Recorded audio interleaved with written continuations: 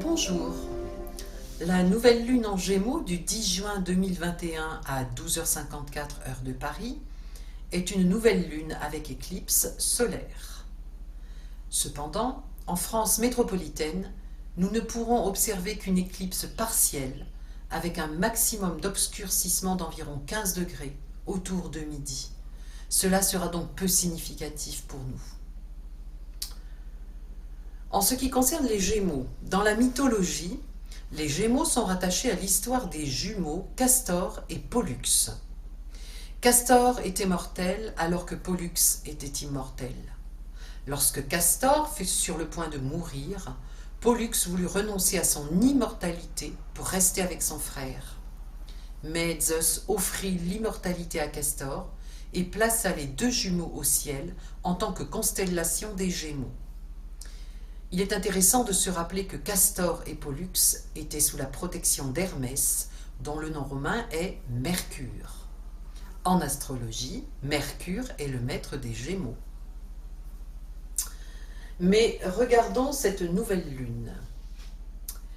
Alors je rappelle, une nouvelle lune, c'est une conjonction Soleil-Lune. Donc nous voyons qu'elle se situe à 19,47 des Gémeaux et se trouve conjointe à Mercure, qui est lui-même maître de l'ascendant Vierge, pour la France. Par ailleurs, le nœud nord est également en Gémeaux.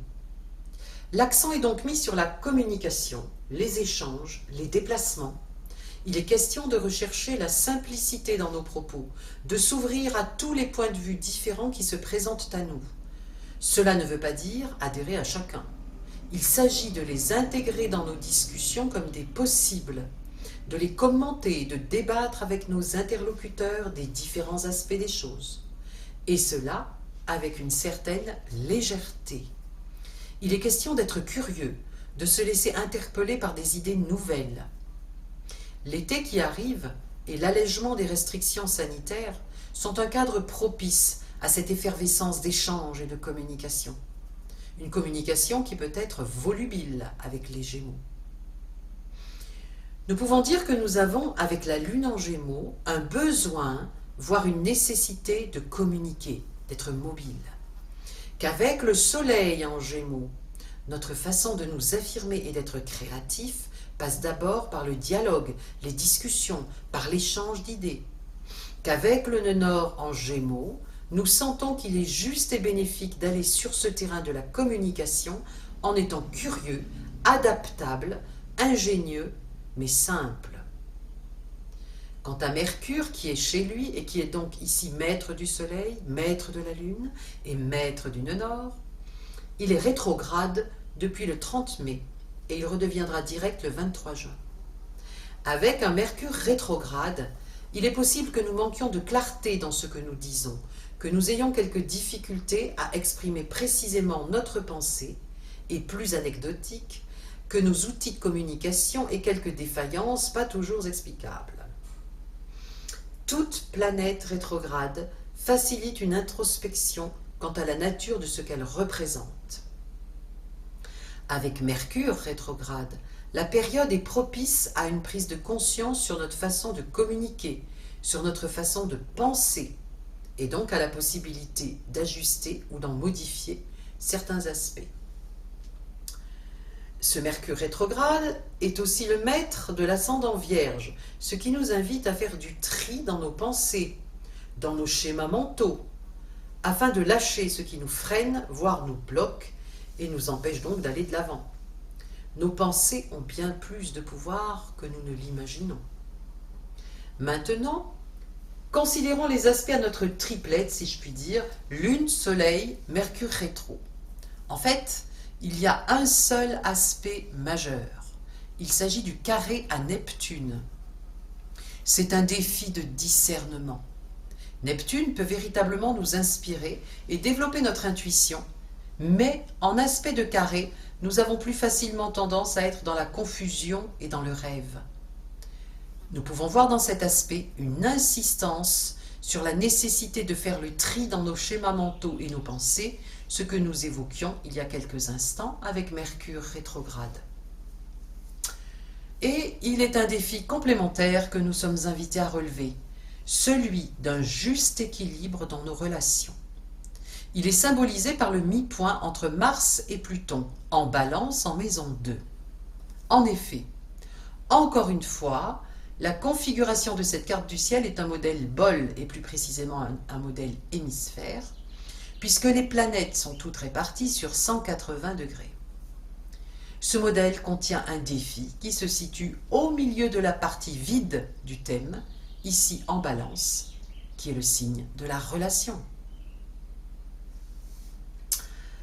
Chiron, toujours en Bélier, continue de nous faire travailler sur la guérison de notre identité, de notre individualité, sur notre indépendance, sur notre autonomie. Et plus nous avançons dans cette quête de nous-mêmes, plus nous pouvons nous relier aux autres de façon juste.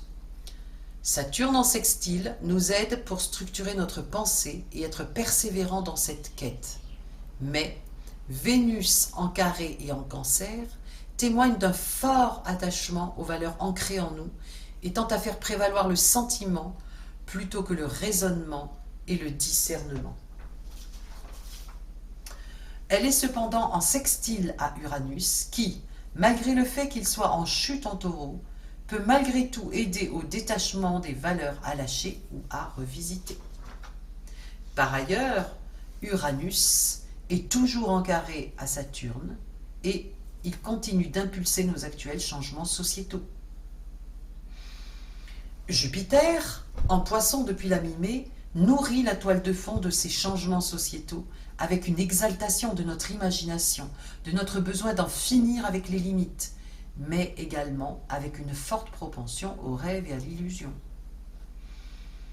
La transformation à l'œuvre dans notre façon de penser le monde, dans notre façon de nous relier aux autres, est soutenue par Pluton, qui est la planète qui sous-tend tout ce thème de nouvelle lune, puisqu'il est la première planète dans l'ordre des signes qui ouvre la configuration bol de ce thème.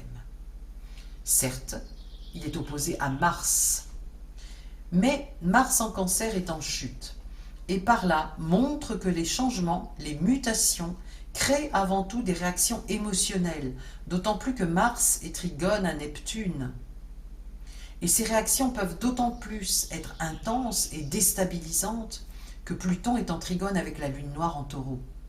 Il y a là une souffrance et une peur fondamentale liées à l'incarnation, à notre rapport à la matérialité et donc au corps et à la peur de la mort qui est ici contactée. Ceci étant, cette nouvelle lune en Gémeaux est d'abord et avant tout une période de renouvellement de notre communication, de nos schémas de pensée et d'une possibilité de développement de notre discernement. Opportunité à saisir, pourrait-on dire. Maintenant, nous allons regarder le symbole sabian de cette nouvelle lune. Donc, il s'agit de la phase 80, le 20e degré des Gémeaux, et il est intitulé « Une cafétéria moderne offrant de nombreux plats régionaux ».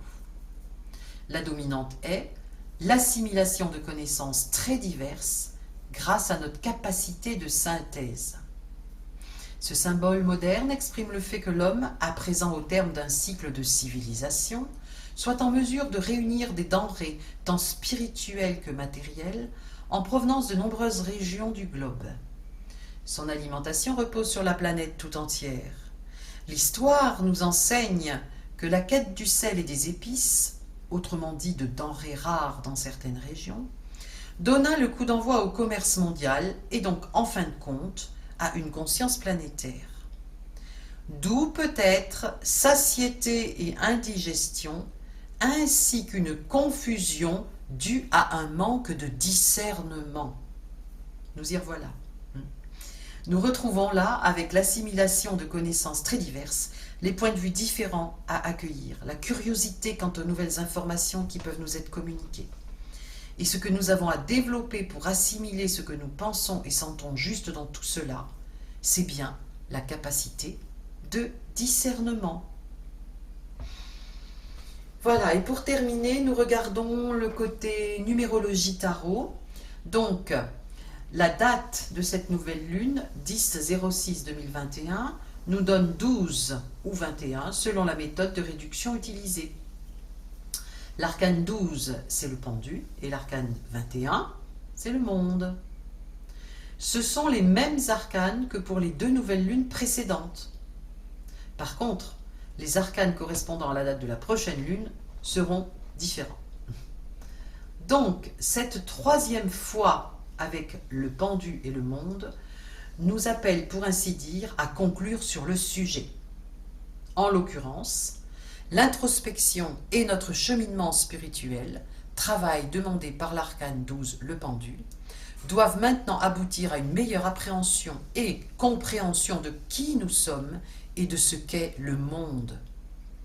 Nous arrivons à l'étape où il est temps de communiquer et de partager ce que nous avons compris et appris au fil de ces descentes au fond de nous-mêmes et de nos efforts pour nous relier au monde spirituel.